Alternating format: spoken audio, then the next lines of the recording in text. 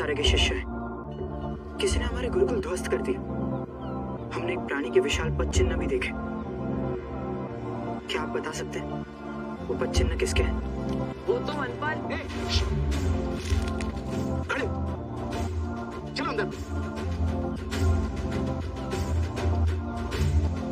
चलो, हमें कुछ नहीं पता और ना ही तुम्हें जानने का प्रयास करना चाहिए।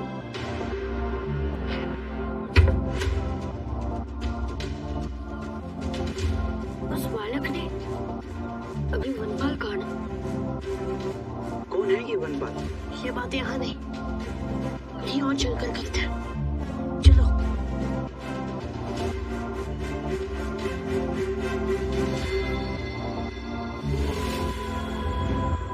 द्वारपाल द्वार की रक्षा करता है, नगरपाल नगर की रक्षा करता है। तो वनपाल वन की रक्षा करता होगा। काश हमारे लिए भी कोई कोरुपाल होता जो हमारी रक्षा करता। गुरुकुल ध्वस्त होने का कारण ढूंढे बिना लौटे तो गुरुदेव दंड देंगे। तो लौटकर गुरुकुल बना देते हैं ना। लड्डू नहीं बनाने जो 2 पल में बन जाए। लड़की गुरुकुल बनाते हैं ना। सूर्यास्त से पहले गुरुकुल कैसे बनाएंगे? बने ना बने हम लौट चलते हैं। यदि यहाँ रुके और वनपाल आ गया तो? जिसके पद चिन्ह इतना विशाल है तो वो स्वयं कितना विशाल होगा।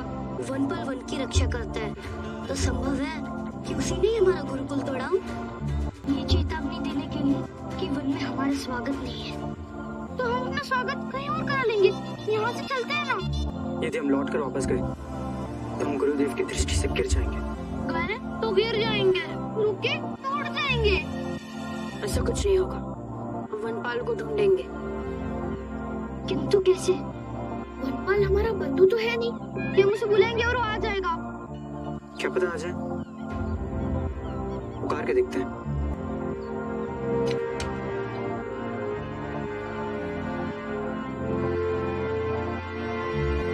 वनपाल जी प्रणाम। हम गुरु द्रोणाचार्य के शिष्य हैं। हमें संदेह है कि आपने हमारे गुरुकुल को ध्वस्त कर दिया है। यदि गुरुकुल नहीं बना तो गुरुदेव हमें कठोर दंड देंगे। आप कृपया करके हमारे सामने आके हमसे बात कर लीजिए ना। प्रणाम वनपाल जी। एक बार हमारे भोले मुख को भी देख लीजिए। जी जी, भोले मुख बनाओ। कुछ तो बोलिए वनपाल जी।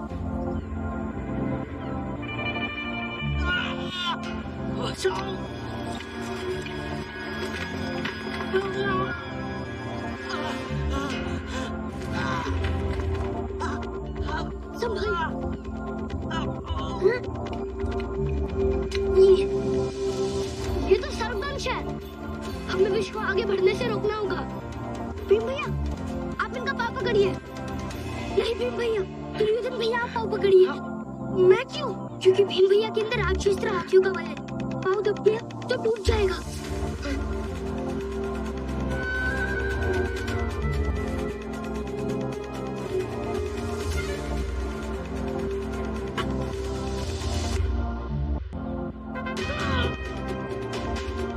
हमारे भैया कितने विनम्र हैं। एक वनवासी का चरण स्पर्श कर रहे हैं। अर्जुन भैया, ब्रिज को आगे बढ़ने से रोकिए।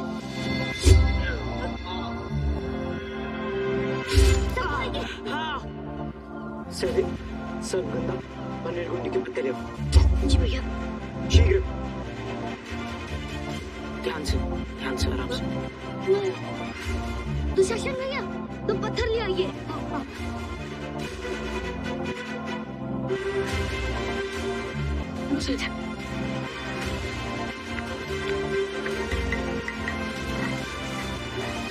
दुशासन भैया, 2 बड़े पत्ते ले आइए। लो काका थोड़ी थी ना।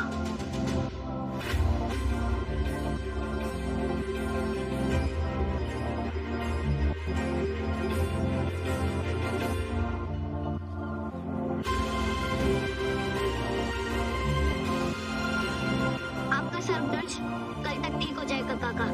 आप लोगों ने मेरे प्राणों की रक्षा की। क्या मैं आप लोगों की किसी भी प्रकार की सहायता कर सकता हूँ? काका,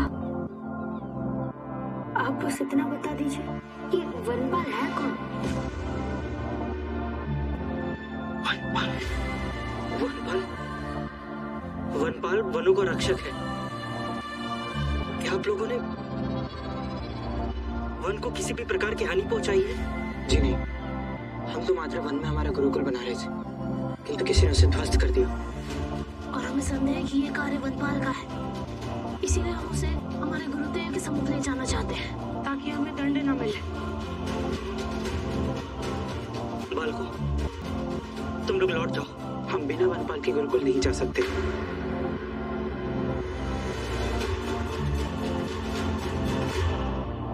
यदि तुम लोगों का यही हट है तो दक्षिण की ओर जाए।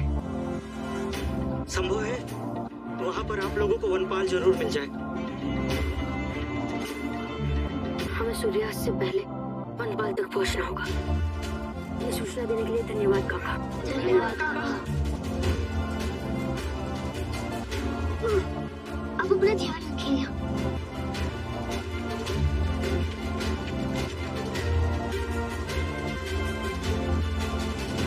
वनवासी ने दक्षिण का संकेत दिया था, सूर्य ही मुझे सही मार्ग दिखाएगा।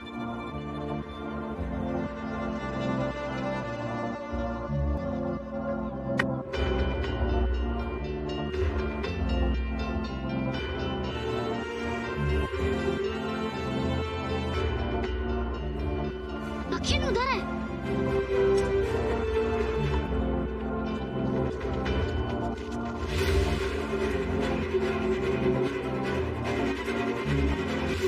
वनपाल जी, हम आपसे बात करने आए हैं।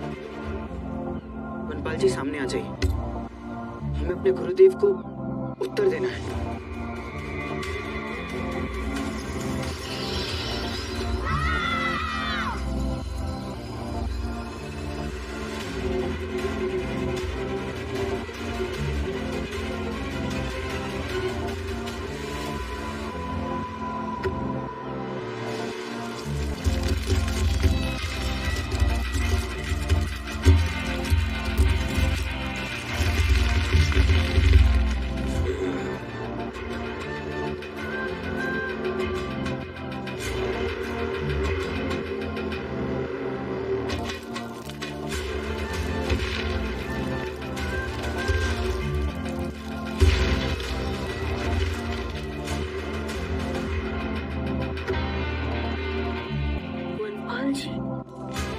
मैं हूँ वनपाल।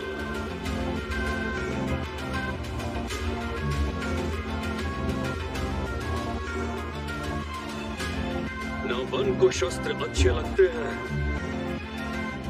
न वनपाल को।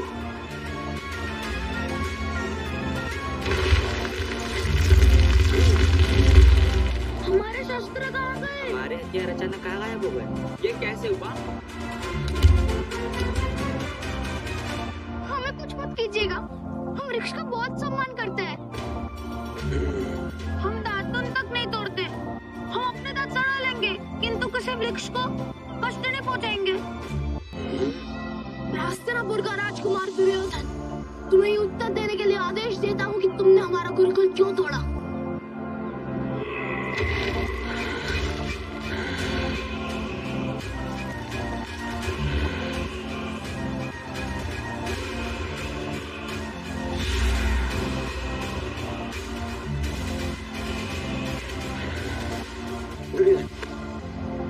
राजकुमार अहंकार नहीं दिखाते, संस्कार दिखाने चाहिए।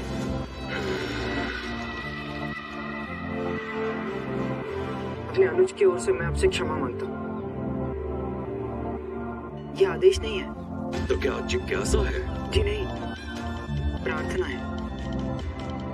तुम्हारे भाई की विनम्रता ने तुम्हारे प्राण बचा लिए,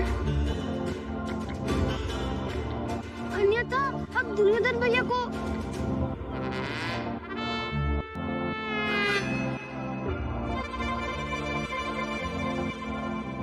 हमारे प्रश्न का उत्तर क्या है वनपाल जी? तुम्हारा गुरुकुल मैंने ध्वस्त किया है। उन्हें बनाओगे, उन्हें ध्वस्त करूंगा। क्षमा कीजिए, किंतु गुरुकुल ज्ञान का मंदिर है, और वन प्रकृति का। अब मानव उसे विद्या का, शिक्षा का अधिकार नहीं छीन सकते। और मानव वन से सारे अधिकार छीन सकते हैं। वृक्ष काटकर नगर बना सकते हैं। सहस्त्रों पशु पक्षियों के घर उजाड़ सकते हैं। वनपाल जी, गुरुकुल प्रकृति से लड़कर नहीं बनाए जाते, प्रकृति की शरण में आकर बनाए जाते हैं। हमने जहाँ गुरुकुल बनाया वहाँ कोई वृक्ष नहीं था। क्यों नहीं था? क्योंकि तुमसे पहले महाविद्यालय वालों ने वहां के वृक्ष काट दिए थे। मैंने महाविद्यालय भी ध्वस्त किया था और मैं तुम्हारा गुरुकुल भी ध्वस्त करूंगा।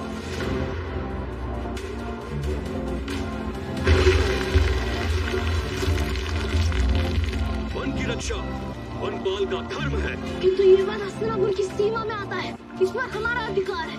वन अधिकार नहीं होता, दायित्व होता है।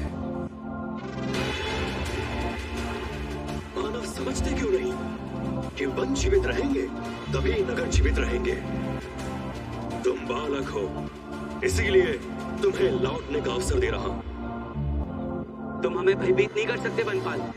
तुम्हें अपने बल पर बहुत अहंकार है ना बालक? अहंकार नहीं, विश्वास। मैं हिमालय पर्वत भी हिला सकता हूँ।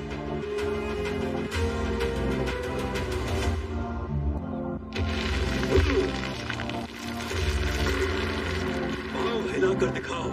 यदि हिला दिया तो तुम्हारे गुरुकुल का निर्माण मैं स्वयं करूंगा।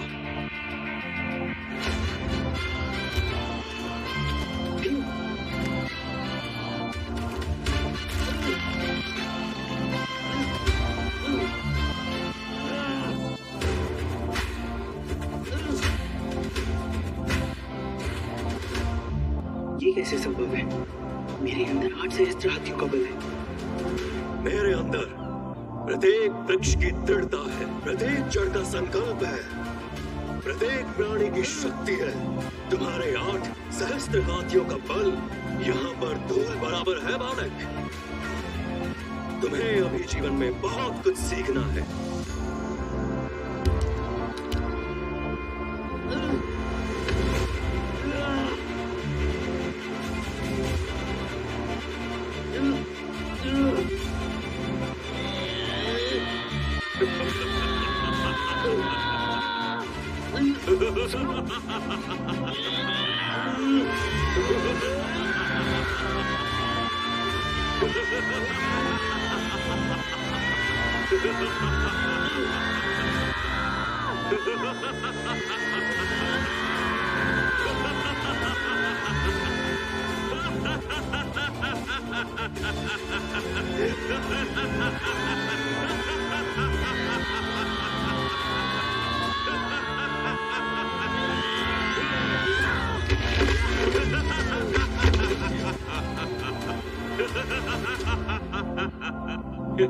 उठो, उठो।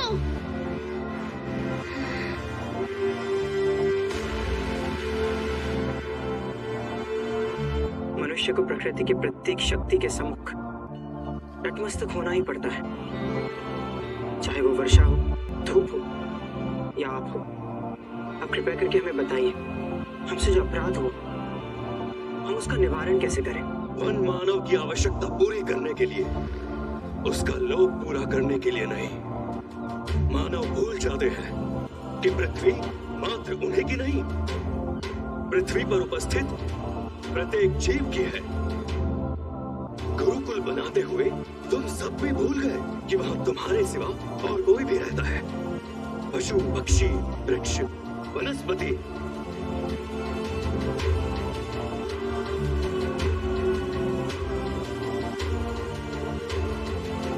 हम सबसे भूल हो गई।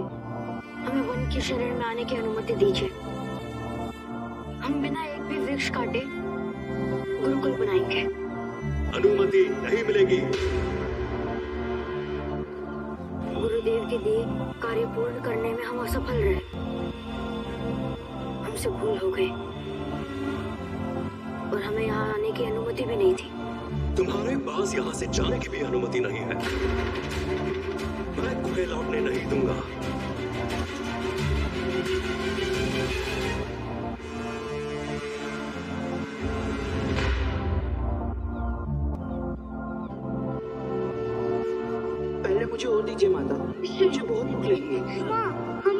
हाथों से खिलाइए ना। हाँ देखिए, भीम भैया सब अकेले ही खा जाएंगे। माँ, आप हमारे बिना कभी भोजन नहीं करती। काकी, आपने प्रातःकाल से कुछ नहीं खाया? कैसे खाऊं दुशाला? अन्न का हर दाना पूछता है। क्या तुम्हारे पुत्रों ने भोजन किया होगा कुंती? जल की हर बूंद प्रश्न करती है, कहीं तुम्हारे पुत्र प्यासे तो नहीं होंगे? और जब तक इन प्रश्नों के उत्तर नहीं मिल जाते, माँ भोजन कैसे कर सकती है? काकी, प्रश्न यहाँ है और उत्तर गुरुकुल में। आपको कैसे मिलेंगे? सोचिए, आप उनकी चिंता में भूखे बैठिए। यदि वो भी आपकी चिंता में भूखे रहने लगे तो? मैं तुम्हारा तर्क समझती हूँ दुशाला, किंतु माँ का मन कोई तर्क नहीं मानता। दुशाला, पितामह, देखिए ना, काकी भोजन नहीं कर रहे।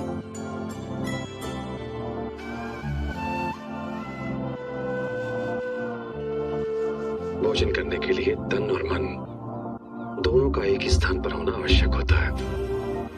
माँ तो यहाँ है, किंतु माँ का मन वहाँ गुरुकुल में बालकों के पास है। तो आप समझाइए ना काकी को। मैं क्या समझाऊं पुत्री? जब अपने प्रपोत्रों की सुध आती है तो ये अजय भीष्म अपने अश्रुओं से पराजित हो जाता है।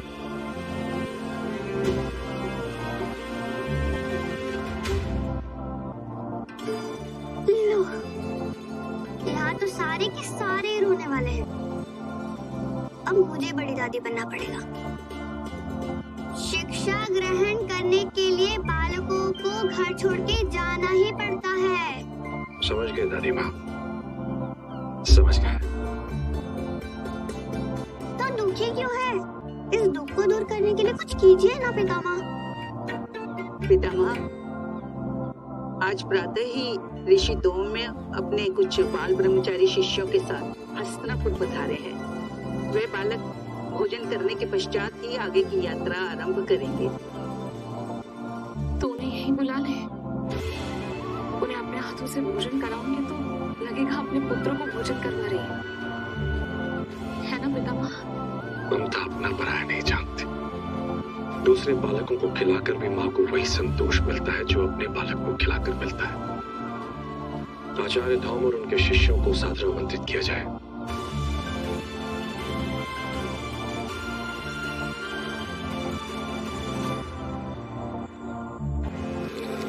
अब प्रकृति स्वयं तुम्हें मेरी शक्ति का एहसास कराएगी।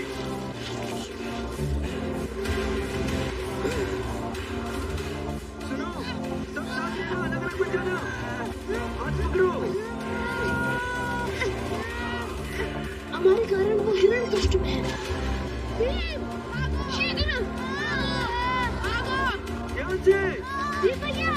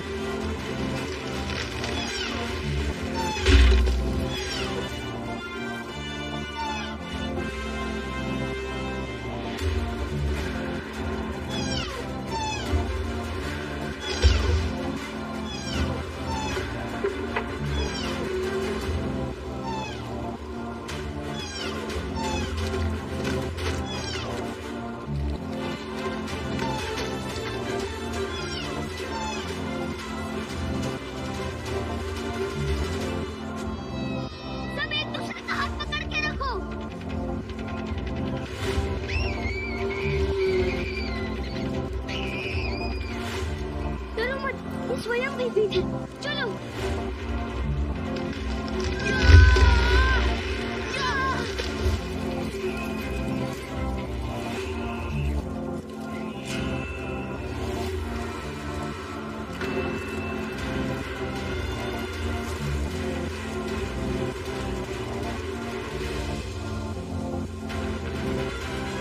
गरुड़ का घोंसला। अंडे गिर सकते हैं। दूसरा ऊपर यहाँ में सीढ़ी बनानी होगी, किंतु बिना लकड़ी काटे सीढ़ी कैसे बनेगी? मानव सीढ़ी बनाएंगे।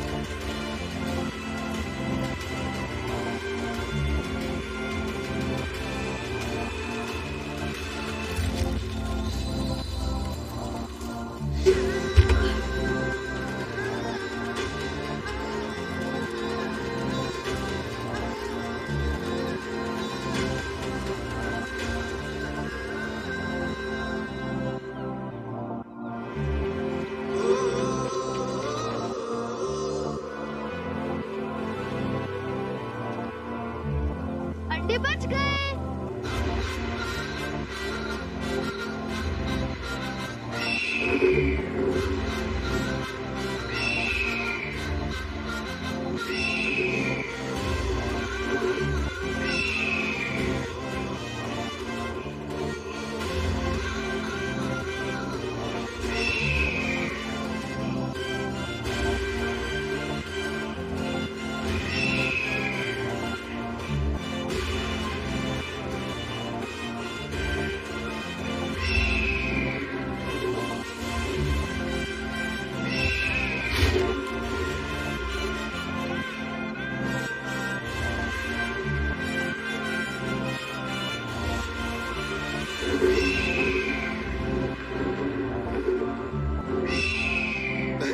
मानवों को पशु पक्षियों के घर की रक्षा करते हुए देखा है।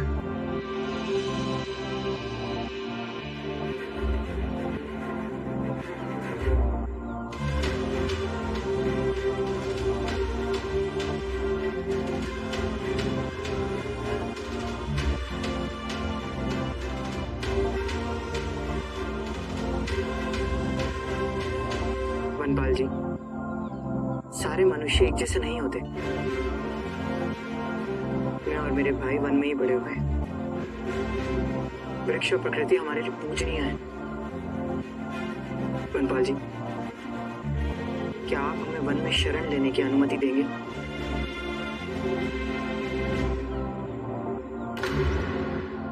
पहली बार मनुष्य ने प्रकृति से अनुमति मांगी है। सदा ऐसा ही रहना वत्स। वन वृक्ष पशु पक्षियों को भी अपना परिवार समझना। वो परिवार जिसके साथ तुम एक घर में रहते हो। कौन सा घर? पृथ्वी हम सबका घर है। धरती हम सबकी माँ है और हम सब एक परिवार है। और परिवार एक दूसरे की रक्षा करता है।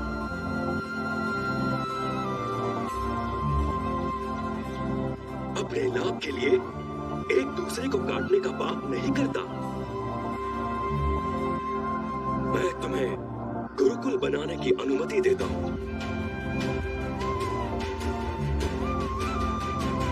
किंतु उसके स्थान पर मुझे एक वचन चाहिए। तुम में से प्रत्येक अपने नगर लौटकर वहां 10 वृक्ष लगाएगा।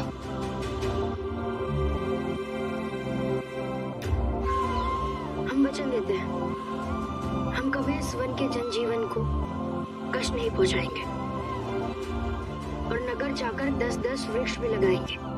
तो जाओ, गुरुकुल का निर्माण करो। मैं तुम्हें वन में शरण लेने की अनुमति देता हूँ।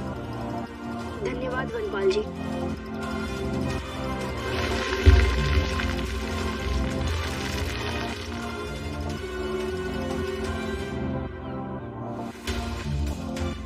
आज हमने कौरवों के साथ मिलकर इस वन को बचा लिया।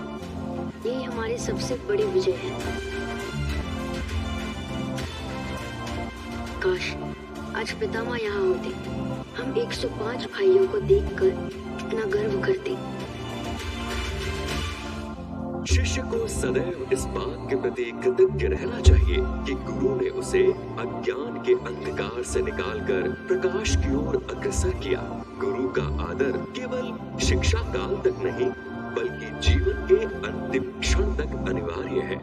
जो शक्ति मुट्ठी में होती है वो उंगलियों में नहीं, जो गहराई सागर में होती है वो लहरों में नहीं होती। निर्णय तुम सबको लेना है, तुम्हें मात्र एक लहर बनना है या गहरा सागर।